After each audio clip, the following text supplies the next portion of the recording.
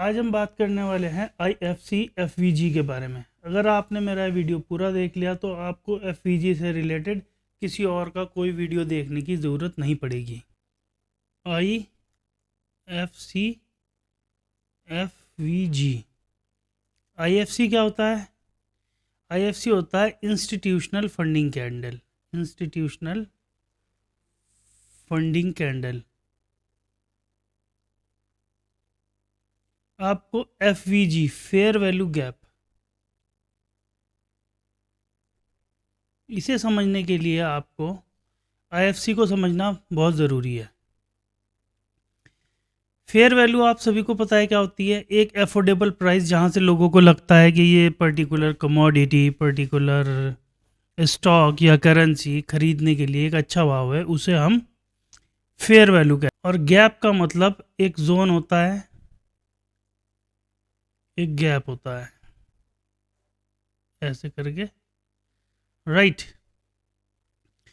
तो IFC FVG में कैसे काम करती है और हम IFC को लेके एक हाई एक्यूरेसी वाली ट्रेड कैसे प्लान कर सकते हैं, चाहे वो बुल साइड में हो चाहे वो बेयर साइड में हो, हम उस ट्रेड को कैसे प्लान कर सकते हैं, आइए सीखते हैं। जैसे मार्केट का कोई ट्रेंड है, मार्केट ऊपर जा रही है, यहाँ पे मार्केट ने एक कैंडल बना दी, यहाँ पे मार्केट ने एक बड़ी कैंडल बना दी, ठीक है। फिर इसके बाद एक और कैंडल बना दी, छोटी या बड़ी, रेड या ग्रीन, कोई भी हो सकती है, ठीक है। तो जो कैंडल मार्केट में अपना ये वाला प्रीवियस हाई ब्रेक करती है, उस कैंडल को हम IFC कैंडल कहते हैं। और ये कैंडल ट्रेंड की सबसे बड़ी कैंडल होती है। ये कैंडल ट्रेंड की सबसे बड़ी कैंडल होती है और ये अपना प्रीवियस हाई ब्रेक करती है। इसमें बड़े बड़े इंस्टीट्यूशंस को ये प्राइस, ये जो लेवल है, इसे ब्रेक करना होता है, इसीलिए यहाँ पर एक IFC कैंडल बनती है। अब हम इसमें FVG कैसे मार्क करते हैं? FVG मार्क करने के लिए जो कैंडल ब्रेक करती है उस कैंडल से आगे वाली कैंडल का लो ले लेते हैं हम, लो। और जो इससे पीछे वाली कैंडल होती है उसका हम हाई ले लेते हैं और हम इस तरीके से एक जोन मार्क कर देते हैं। ये एक जोन मार्क हो जाता है। मार्केट जब दोबारा इस जोन के अंदर आती है, मार्केट जब दोबारा इस जोन के अंदर आती है और आने के बाद टूट जाती है, मार्केट के टुकड़े हो जाते हैं, तब हमारे को मार्केट में इस FVG गैप के अंदर बुलिश पैटर्न्स मिलते हैं। यहाँ पर हमारे को बुलिश पैटर्न्स मिलते हैं, hammer, hanging man, bullish engulfing, इस टाइप के पैटर्न मिलते हैं। और यहाँ से मार्केट अपनी जर्नी ऊपर के लिए फिर कंटिन्यू करती है। FVG के 4 कॉन्सेप्ट हैं। मैं अभी आपको चार्ट पे लेके चलूँगा और चारों कॉन्सेप्ट आपको लाइव मार्केट में समझाऊंगा चार्ट के ऊपर। नंबर 1 है रीटेस्टिंग।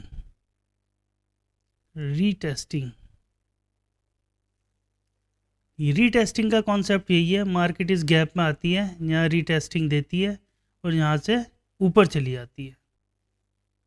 दूसरा है direct crossing. Market single candle में इस जोन को क्रॉस कर देती है। जैसे ये वाली कैंडल जो बनी है, ये कैंडल टूटती नहीं है और ये इस जोन को क्रॉस कर देती है, उसे डायरेक्ट क्रॉसिंग कहते हैं। नंबर 3 है इसमें डायरेक्ट रिजेक्शन।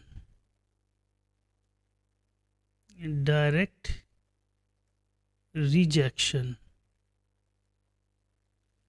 मार्केट इस जोन में आती ही नहीं है, मार्केट इस जोन में आती ही नहीं है।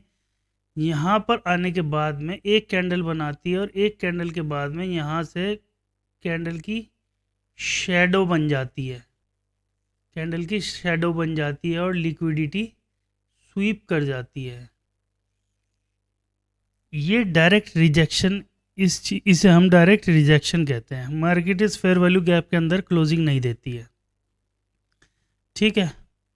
उसके बाद चौथा नंबर है इसमें, चौथा नंबर है कंसोलिडेशन। कंसोलिडेशन या डिस्ट्रीब्यूशन, या डिस्ट्रीब्यूशन। मार्केट जब इस जोन में आती है, जोन में आने के बाद में मार्केट अपने 50% लेवल से पहले टूट जाती है, क्रॉस नहीं कर पाती और कैंडल छोटी करने लग जाती है। इस सिचुएशन में मार्केट कंसोलिडेशन फेज में चली जाती है, डिस्ट्रीब्यूट हो जाती है।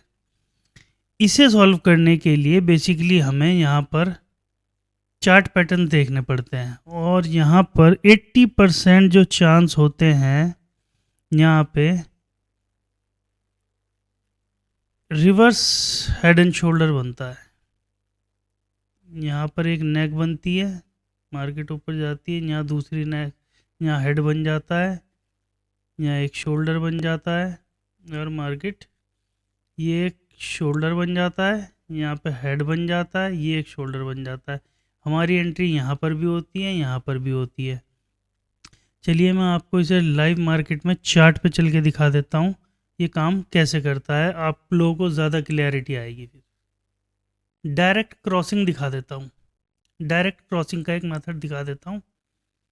ये देखिए, अगर आप ये देखें, मार्केट ने अपना ये वाला जो लो है ये इस कैंडल के साथ में ब्रेक किया है, ये जो रेड कैंडल है इसके साथ ब्रेक किया है, तो हम इससे पहले वाली कैंडल के लो को ले लेंगे, क्योंकि हम बेयरिश साइड में है इसीलिए हम पहले लो ले लेंगे, फिर नीचे वाली कैंडल का हाई ले लेंगे और हम ऐसे एक जोन मार्क कर देते हैं। अब आप देख सकते हैं मार्केट ने सिंगल कैंडल में क्लोजिंग दे दी है, सिंगल कैंडल में मार्केट ने इसे क्रॉस कर दिया और क्रॉस करने के बाद क्लोजिंग दी है। क्लोजिंग देने के बाद मार्केट जब दोबारा इस जोन में आई तो हमारे को एक रिजेक्शन पैटर्न दिया है। रिजेक्शन पैटर्न देने के बाद में, और आप देख सकते हैं मार्केट ने हमारे को कितना अच्छा एक मूव देखने को मिला है। ये देखिए कितना अच्छा एक मूव देखने को मिला है।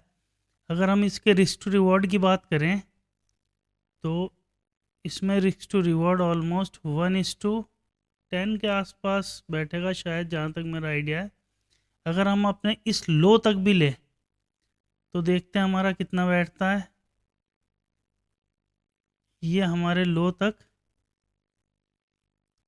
1:9.75, ऑलमोस्ट 1:10। अगर हम देखें मार्केट कहाँ तक आई है, मार्केट जो आई है हमारे, ये मैंने पहले ही मार्क कर रखा है शायद, हाँ मैंने इसमें ट्रेड ली थी, हाँ ये एक ऑर्डर ब्लॉक है, ये एक ऑर्डर ब्लॉक है और इस ऑर्डर ब्लॉक तक मार्केट आई है और मार्केट ने बहुत अच्छा एक मूव दिया है। ये एक ऑर्डर ब्लॉक है और मार्केट यहाँ तक आई है। आप देख सकते हैं मार्केट आई है यहाँ तक, इस ऑर्डर ब्लॉक तक आई है, इस ऑर्डर ब्लॉक तक 1:11 के आसपास का रिस्क टू रिवॉर्ड रेशो हमारे को देखने को मिला है, ठीक है। और अगर हम और देखें, इसमें हम और देखें, एक ये वाली IFC बनी है। अच्छा, इसमें IFC का बनना बहुत ज़रूरी है। अगर आप कोई भी कैंडल देखोगे, छोटी कैंडल देखोगे कोई, तो आपको उतना अच्छा इसमें रिस्क टू रिवॉर्ड भी देखने को नहीं मिलेगा, आपके SL ज़्यादा हिट हो जाएंगे। अब ये देखिए इस IFC ने हिट किया है, इससे पहले वाला और बाद वाला, ये देखिए ये। अब इसमें ये जो कैंडल है, ये जो आप कैंडल देख रहे हैं, ये वाली कैंडल, इसमें लिक्विडिटी स्वीप हुई है, लिक्विडिटी स्वीप हुई है। ये डायरेक्ट रिजेक्शन का कॉन्सेप्ट है। मार्केट यहाँ पे आई नहीं, मार्केट आई है, आने के बाद में जैसा कि मैंने आपको बताया था मार्केट अपनी शेडो बना देती है। ठीक है, यहाँ पर शेडो बनी है सिर्फ इस जोन के अंदर, मार्केट ने इस जोन के अंदर क्लोजिंग नहीं दी है। हमारे को ट्रेड चाहे वो रिजेक्शन पे हो, रिटेस्टिंग पे हो या डायरेक्ट क्रॉसिंग पे हो, हमारे को ट्रेड जो है इस जोन के अंदर ही लेनी है। इस जोन के अंदर ही हमारे को ट्रेड लेनी है। जैसे कि यहाँ पर ये जोन में मार्केट आई, मार्केट आने के बाद टूट गई और हमने इस जोन में ही अपनी ट्रेड, अपना ऑर्डर एग्जीक्यूट कर लिया, अपनी ट्रेड ले ली। आइए हम इसके और कॉन्सेप्ट देख लेते हैं। ये बहुत बनते हैं मार्केट में, बहुत ज़्यादा बनते हैं। ये देखिए, अपने इस प्रीवियस हाई को ब्रेक किया है इस कैंडल ने, इस कैंडल ने ब्रेक किया है। इसे हम जोन को मार्क कर लेंगे। ये देखिए, यहाँ पर तो मार्केट ने इस जोन को टच करते ही लिक्विडिटी स्वीप करके ऊपर चली गई, और फिर जब आई है मार्केट इस जोन के अंदर, जब आई है, ये देख सकते हैं आप 50% रीजन से लिक्विडिटी स्वीप हुई है और लिक्विडिटी स्वीप होके मार्केट सीधा ऊपर, ये देख सकते हैं आप। ठीक है, तो आप लोग इस पे प्रैक्टिस कीजिए, ये एक बहुत अच्छा कॉन्सेप्ट है। मैं फ्यूचर में इनके और एडवांस वर्जन आप लोगों के लिए लेके आने वाला हूँ।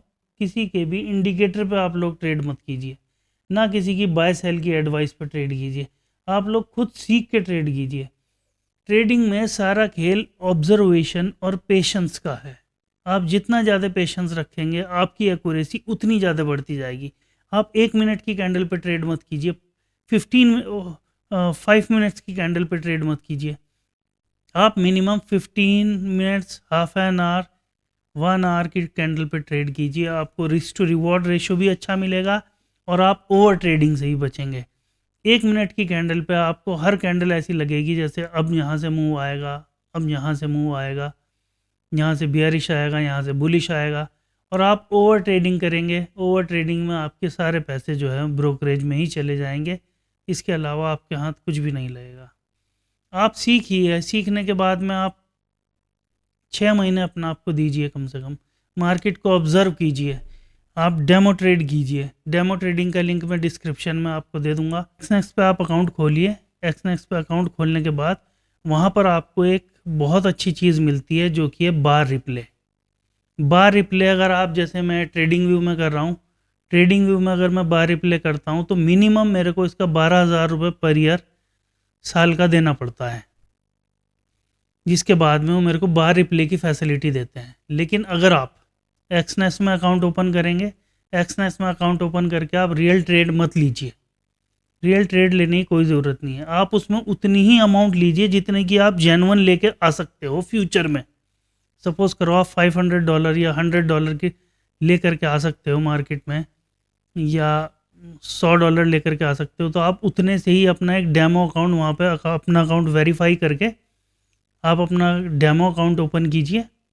डेमो अकाउंट ओपन करने के बाद वहाँ पर आप free of cost bar replay भी कर सकते हैं। बार रिप्ले के लिए यहाँ पर मिनिमम 12,000 है और मैक्सिमम आपको 55,000 रुपये तक देने पड़ सकते हैं पर ईयर।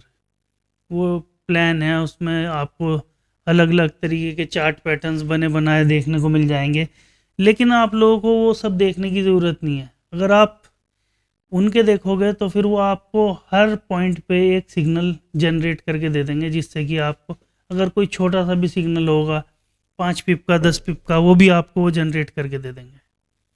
तो मैं आपको यही सजेस्ट करूँगा कि आप उसे ना कीजिए। आप डेमो अकाउंट खोलिए, डेमो अकाउंट खोलने के बाद आप उसमें ट्रेड कीजिए, 6 महीने कीजिए। उससे पहले आप अपनी रियल मनी को ना इंडियन मार्केट में ना किसी और मार्केट में ले करके जाइए। दोस्तों, वीडियो पसंद आए तो लाइक कीजिएगा, शेयर कीजिएगा और सब्सक्राइब भी कीजिएगा।